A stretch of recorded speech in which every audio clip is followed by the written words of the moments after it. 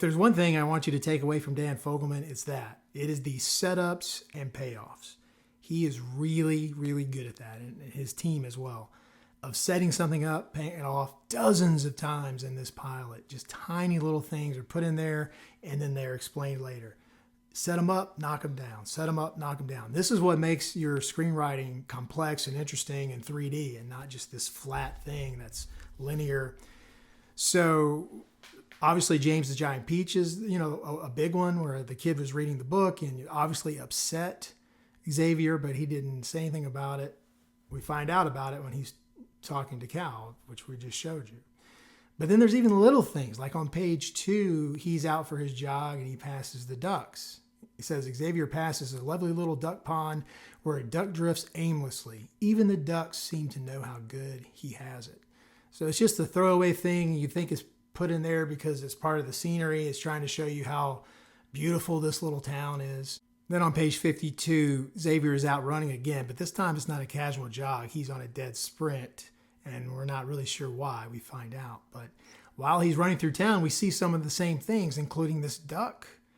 It says, strangest of all, that duck, the one floating in the pond. As we get close, we see it's a mechanical duck, and it has stopped moving. And then it goes on to show a maintenance guy like working on it, fixing it. So that's a setup, that's a payoff. So to make your screenwriting more rich, more complex, more satisfying, setup, payoff, setup, payoff.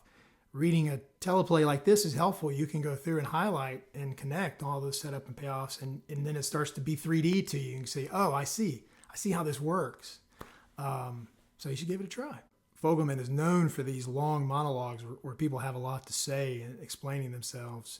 And they speak in a very distinct voice, sort of like Aaron Sorkin, where when you hear it, you're like, oh, okay, yeah, I know who wrote that. I get that.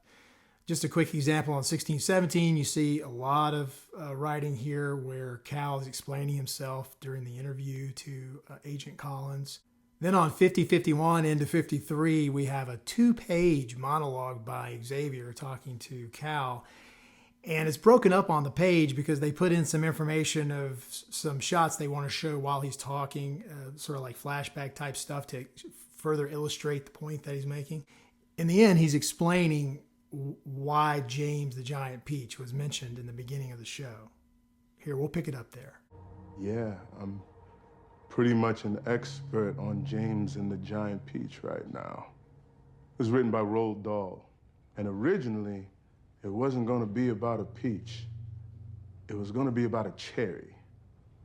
But Dahl changed it because he thought that peaches were squishier. Strange, isn't it? Book could have been called James and the Giant Cherry.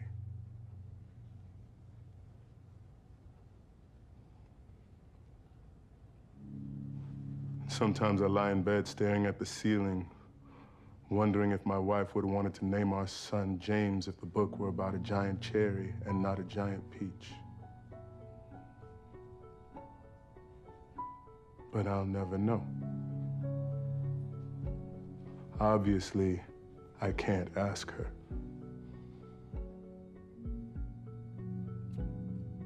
I know. Stop.